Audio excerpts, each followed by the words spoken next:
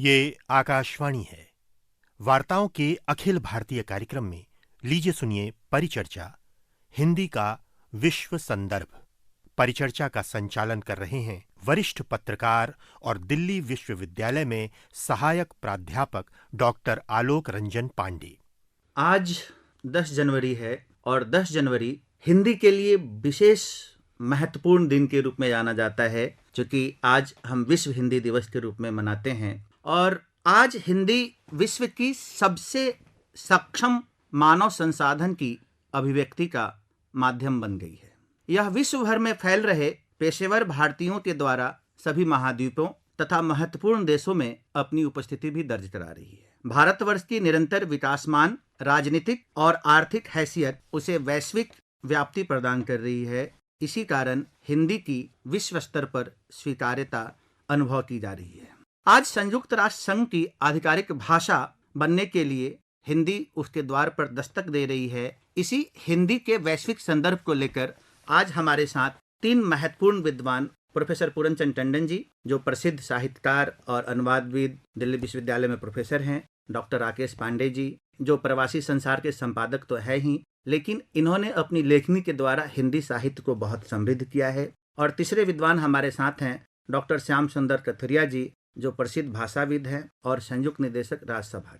हम सबसे पहले बातचीत करेंगे डॉक्टर राकेश पांडे जी आपसे कि जो गिरमिटिया देश था, जब यहाँ से भारत से लोग जाते हैं और एग्रीमेंट होता है, जब हम आज़ाद नहीं थे, परतंत्र थे, और यहाँ से कृषि करने के लिए गिरमिटिया देशों में लोग जाते हैं जी। और वहाँ जाने के बाद चूंकि अवधि में एग्रीमेंट को एग्रीमेंट कहते हैं और गिरमिटिया शब्द बनता है, उससे लेकर जब कहीं भी भाषा जाती है तो उसके साथ वहाँ की भाषा, भवन, भोजन और संस्कृति सब एक साथ जाती है। तो उससे जो भारतीय भाषाओं और खासकर हिंदी का जो वैश्विक स्तर पर प्रसार हुआ, उसे आप किस रूप में देखते हैं? पूरे विश्व में हिंदी का जो एक वैश्विक मंच बना है, जिससे कि पूरी दुनिया ने हिंदी को जाना, वह गिरमिटिया देशों के कारण ही संभव हुआ। आज़ादी के बाद हमारे एनआरआई जो हमारे भारतीय गए, प्रवासी भारतीय गए, वो आज की हिंदी से संबंधित रहे, आज के यहाँ के स्कूलों में पढ़े लिखे रहे। लेकिन आज 1834 में गिरमिटिया प्रथा आरंभ हुई और उसके बाद जो भारत के पूर्वांचल प्रांतों से लोग बाहर गए, उन देशों में गए और जो वहाँ पर हिंदी लेकर गए, वहाँ से उनकी जो भाषा का विकास हुआ। जैसे सूरीनाम में सरनामी कहते हैं, आपके फिजी में फिजी बात कहते हैं, वहाँ पे जो हिंदी विकसित हुई, वह जो है हमारी जो हिंदी वहाँ लोक भाषाओं के रूप में गई थी और वहीं पर जाकर फिर वो इतनी रच बस गई कि आज भारत के बाहर फिजी एकमात्र देश है, वहाँ के संविधान की भाषा भी हिंदी है। इसी प्रकार वहाँ पे साहित्य रचा गया, हमें उसकी ओर भी ध्यान देना चाहिए। ये कोई कम महत्वपूर्ण बात नहीं है कि अभिमन्यु अनंत जैसा महत्वपूर्ण साहित्यकार मॉरिशस में हुआ, जिसको कि भारत की साहित्य अकादमी ने भी रेखांकित किया। लाल पसीना पढ़िए तो ये भारत का ही संघर्ष जो वहाँ मॉरिशस में जो मजदूर गए वहाँ पे नजर आता है।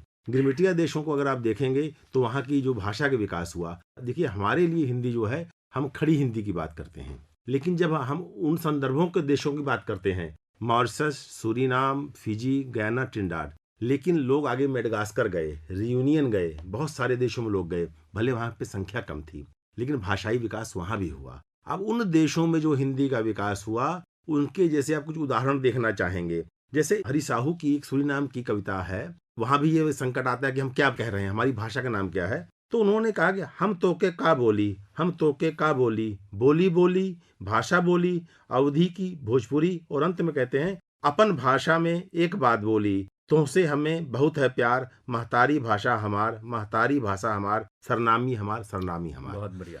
तो वो उन्होंने हिंदी का जो सरनामी स्वरूप है, उन्होंने वो स्वीकार किया, तो वह भी हिंदी है। जब हम मॉरिशस की बात करते हैं, जैसे मॉरिशस में भी जैसे क्रियोल बनी, क्रियोल जो है इन सब देशों में अलग अलग क्रियोल बनी, डच मिली, फ्रेंच मिली, अंग्रेजी मिली, हिंदी मिली। अब जैसे वहाँ पर एक कविता की 4 पंक्तियां आप देखेंगे कि जंगल काट कियो मैदाना, खेत बनाए सहित सिवाना, उपल बटोर सजाए सीमा, खाकर दाल भात और पीमा। अब पीमा जो है यहाँ पर मिर्च का अर्थ है और जो है सीमा का अर्थ रास्ता है। अब ये शब्द जो है वहाँ की क्रियोल में सम्मिलित हो गए हैं। तो हमारी हिंदी जो है उन देशों में जाकर जो वहाँ के स्वरूप के हिसाब से ढल रही है।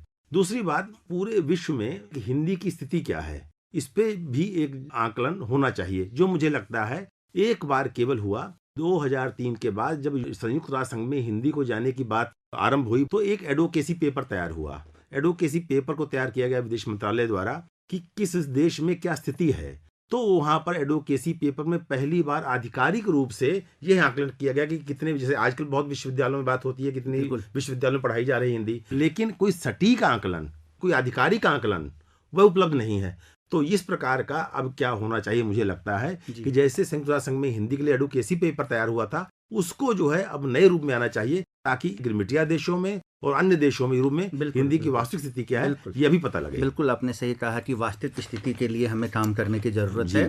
प्रोफेसर टंडन जी, चूंकि अभी हम बात कर रहे थे गिरमिटिया देशों को लेकर, आप साहित्यविद हैं, साहित्य के साथ साथ भारतीय संस्कृति के वैश्विक प्रसार में आपकी नज़र में हिंदी की क्या भूमिका है? और इसके साथ एक सवाल और मैं जोड़ना चाहूँगा कि हिंदी भाषा और मिथकों की समृद्ध विरासत के परिप्रेक्ष्य में हम इसे वैश्विक रूप में कैसे देख सकते हैं? क्योंकि जब भारत से लोग गए तो हनुमान चालीसा लेके गए, बहुत सारे चीज़ लेकर गए, तो उसका भी एक अलग प्रभाव पड़ा।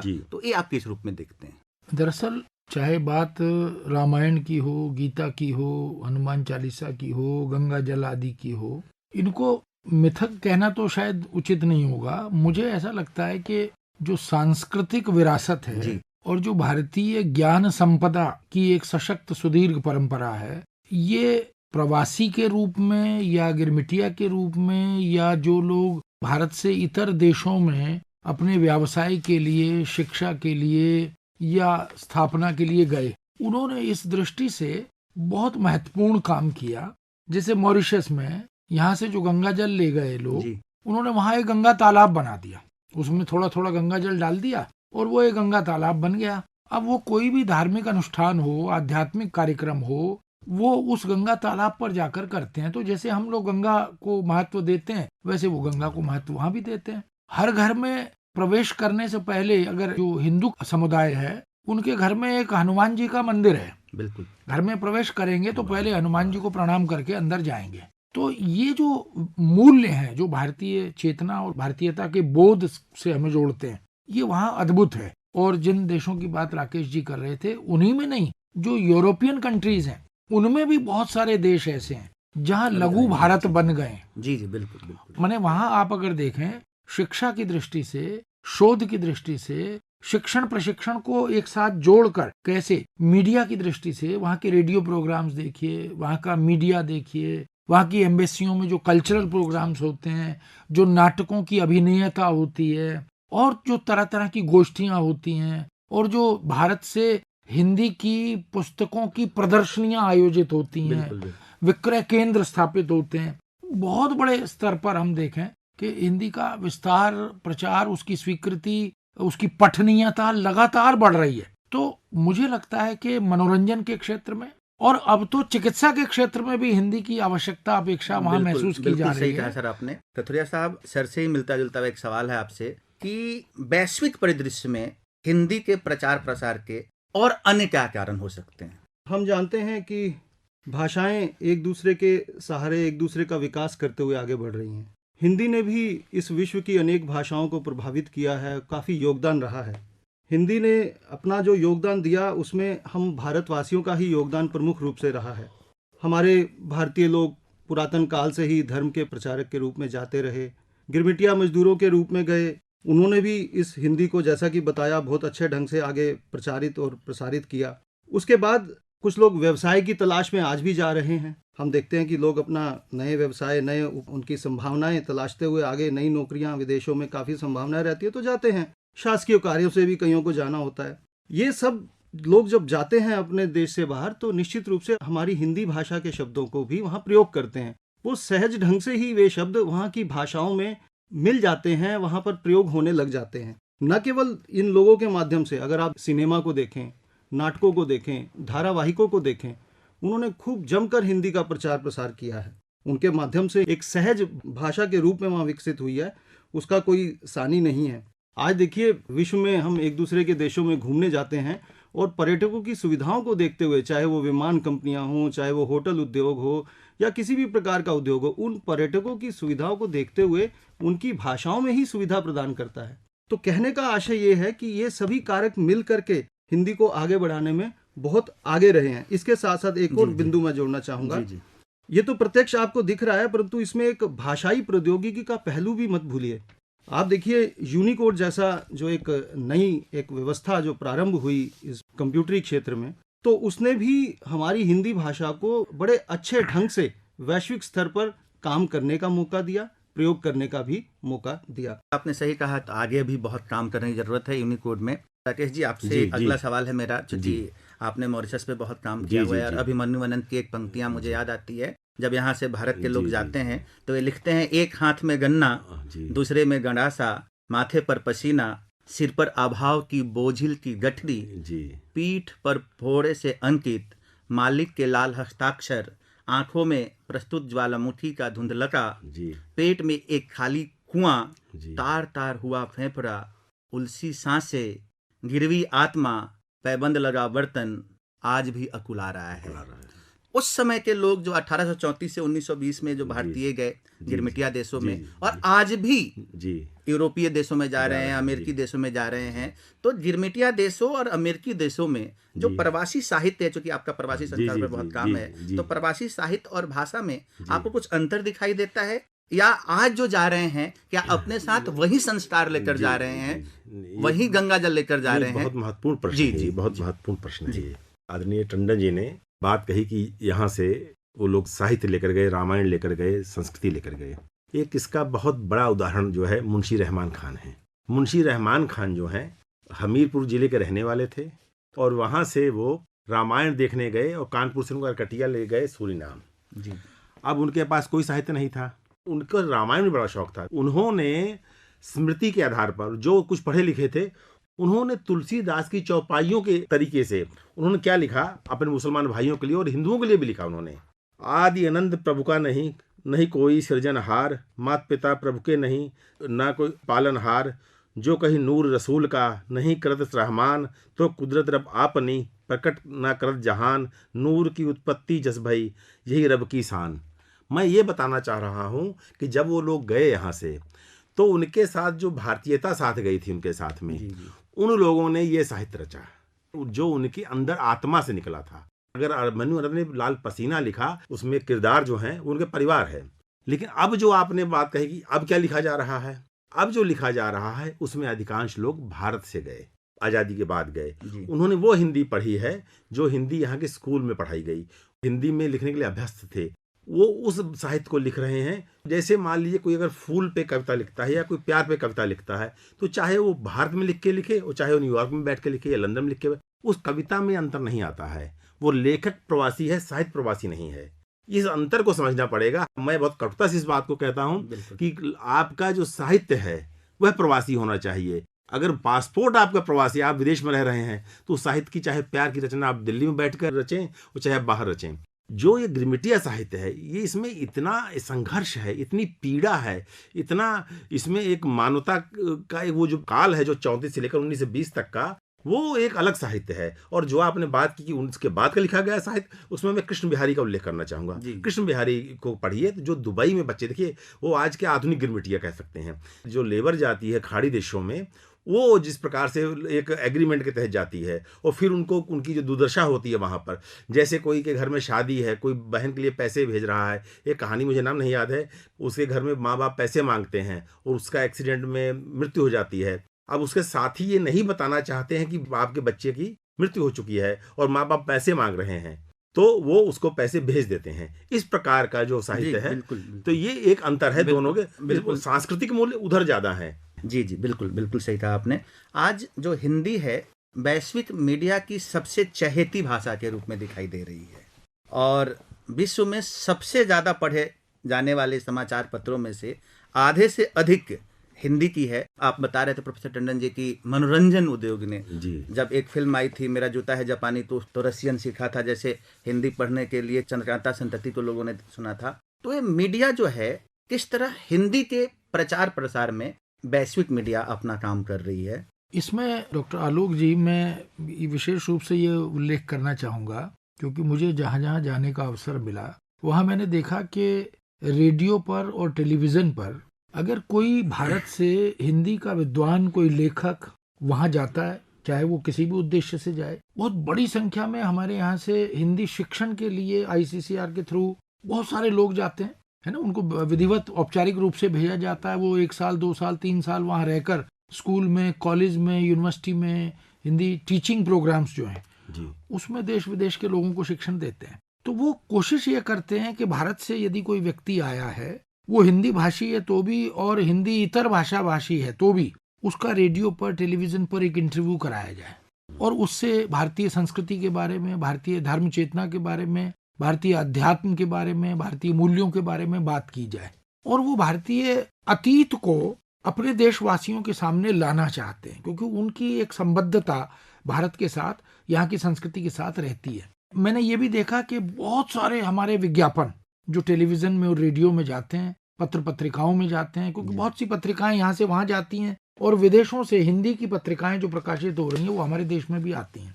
तो वो उस विज्ञापन कला के प्रति अभिभूत हो जाते हैं, क्योंकि उनको लगता है कि ऐसी अद्भुत कला विज्ञापन की हमारे देश में क्यों नहीं आ पा रही।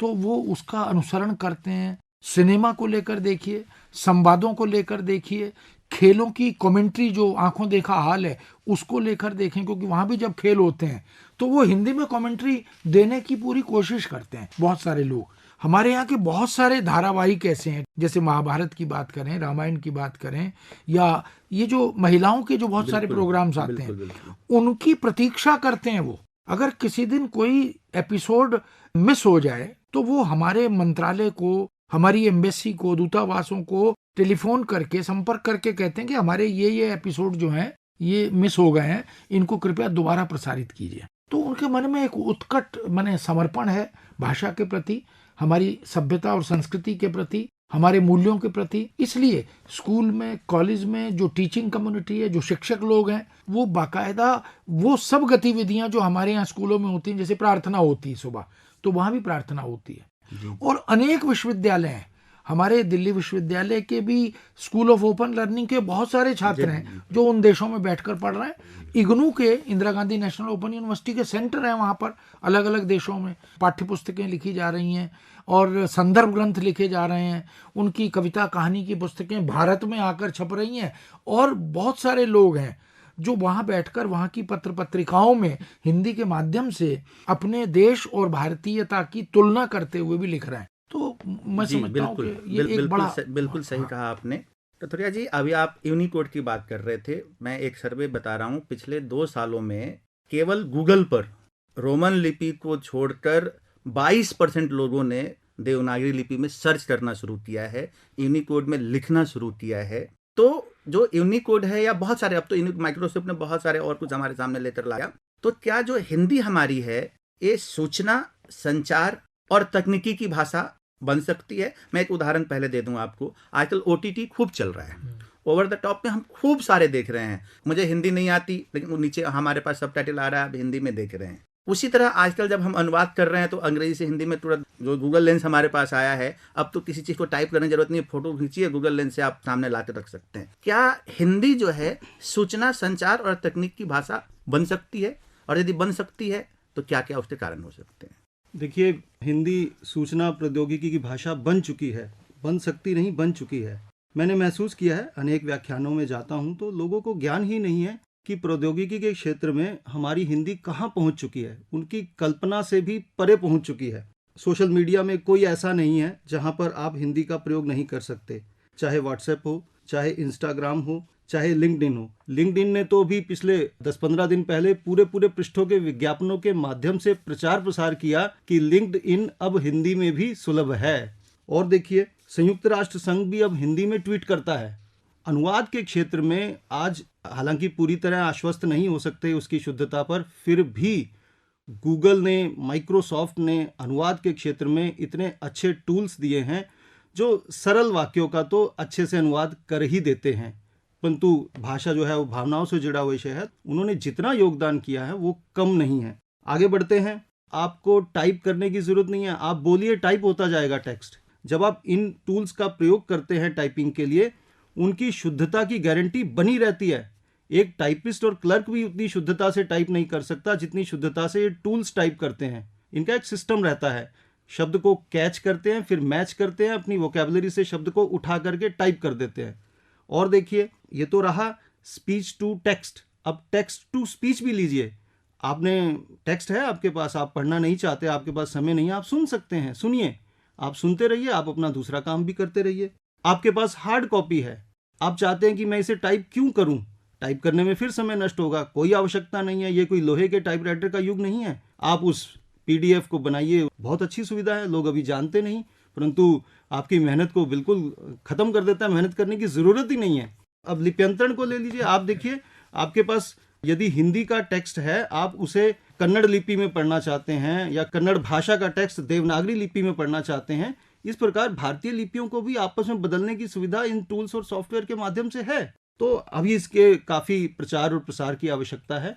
निश्चित ही इससे हिंदी एक नई उड़ान भरेगी और हमारी हिंदी वैश्विक संदर्भ में जानी पहचानी जाएगी। बिल्कुल बिल्कुल, आपने सही कहा। राकेश जी, आप प्रवासी संसार निकालते जी, हैं, जी, और जी। पत्रिकाएं आजकल जी जी जी न केवल भाषा को बल्कि सभ्यता और संस्कृति को भी एक साथ जोड़ने में बहुत अहम भूमिका निभा जी रही जी है। जी। और आजकल जब अपनी माटी ने ई मैगजीन निकाला था, तो किसी को पता नहीं था कि आने वाले 8-10 सालों में ई मैगजीन इतना पावरफुल हो जाएगा और इतना लोगों के हाथ हाथ में ई मैगजीन जो कि चलता फिरता रहेगा। अब लोग लिखना और वो नहीं चाहते। तो आपसे मैं पूछना चाहूँगा कि जो ई मैगजीन है ने किस तरह से हिंदी को जी पूरे विश्व में जी फैला दिया है। जी, देखिए, ये तो निश्चित रूप से ई मैगजीन, ई अखबार, जो भी समाचार पत्र हैं, जो भी इंटरनेट पर है, सबको पूरा देश विदेश में पढ़ा जाता है। लेकिन इसके साथ मैं एक चीज़ का उल्लेख करना बहुत महत्वपूर्ण मानता हूँ, क्योंकि आज़ादी से पहले फिजी में शांति दूत अखबार निकलना, जो कि आज भी निकल रहा है। जी। भारत की आज़ादी से पहले फिजी में हिंदी में अखबार निकलना, ये एक महत्वपूर्ण घटना है, इसको रेखांकित किया जाना चाहिए। और आज वो अब जो है, जो नए आप जैसे अब ई वर्जन आ रहे हैं, बहुत सारी इस तरह की पत्रिकाएं तमाम हो रही हैं। और निश्चित रूप से इसमें कहीं कोई दो राय नहीं है कि जो अगर कोई पत्रिका ई वर्जन में आती है, इंटरनेट पे आती है, तो उसको पूरे देश विदेश में पढ़ा जाता है, और इससे हमारी हिंदी जो है वह मजबूत हो रही, सशक्त हो रही है। लेकिन इसके साथ मुझे जो लगता है, जो हमारी युवा पीढ़ी है हिंदी के लिए, उसको सशक्त होना बहुत आवश्यक है। विश्व हिंदी तभी मजबूत है जब भारत में हिंदी समृद्ध है। जी। इसलिए जो भारत की युवा पीढ़ी है, चूंकि अब जो प्रवासी जा रहा है, अब जो बच्चा जा रहा है यहाँ से पढ़कर, तो वो भारत से हिंदी पढ़कर जा रहा है। हमारी जो युवा पीढ़ी है वो भी हिंदी को समृद्ध करे, वह हिंदी से जुड़ी रहे और वह हिंदी में साहित्य रचे। जी, बिल्कुल सही कहा आपने प्रोफेसर टंडन जी। आपको क्या लगता है क्या कि हिंदी भाषा को यदि हम एक साहित्यिक भाषा के तौर पर देखें, तो क्या हिंदी भाषा का साहित्य विश्व साहित्य के समकक्ष ठहरता है क्या? निश्चित रूप से मुझे लगता है कि किसी भी भाषा के साहित्य का जब अनुप्रयोग के स्तर पर मूल्यांकन होता है, एप्लीकेशन के लेवल पर, तो उसमें अनेक प्रकार मिलते हैं।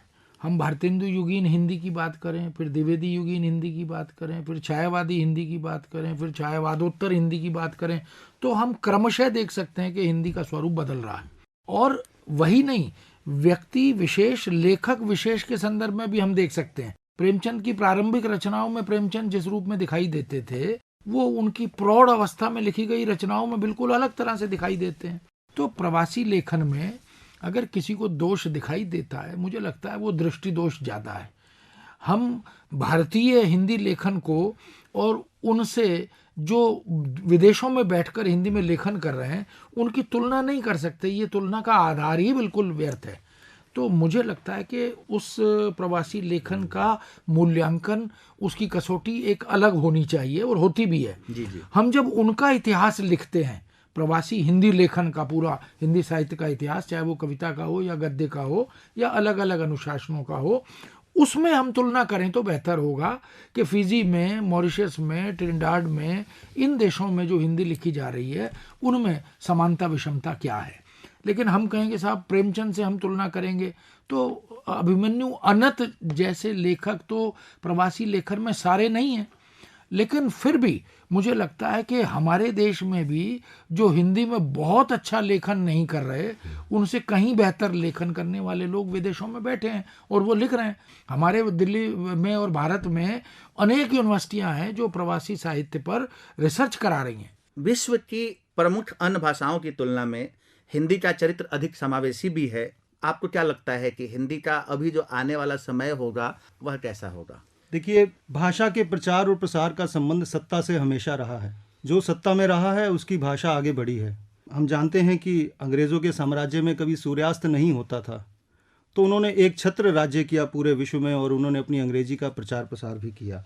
हालांकि हिंदी के साथ ऐसी स्थिति नहीं थी, फिर भी इस विपरीत परिस्थिति के बावजूद आज हिंदी बहुत आगे बढ़ चुकी है, बढ़ रही है। हमने काफ़ी चर्चा कर ली है। जहाँ तक भविष्य की बात है, तो मैं समझता हूँ कि भविष्य में व्यावसायिक तथा व्यावहारिक उपयोगिता के चलते हिंदी का प्रभाव बढ़ना है। भारत एक बहुत बड़ी ताकत, विश्व शक्ति बनता जा रहा है, इसमें कोई संदेह नहीं है। विश्व कहता है, हम नहीं कहते, विश्व स्वयं इस बात को मानता है। सामाजिक, सांस्कृतिक या राजनीतिक कारणों से भी विदेशों में हिंदुस्तान के प्रति आकर्षण बढ़ा है, और इस कारण हिंदी का प्रभाव भी बढ़ रहा है। ये बात भी सच है कि वैश्विक समाज में अपनी अपनी भाषाओं के प्रति सजगता आई है, परंतु दूसरी ओर ये बात भी इनकार नहीं की जा सकती कि छोटी भाषाएं सीमित होती जा रही हैं, बड़ी भाषाएं और आगे विस्तृत होती जा रही हैं।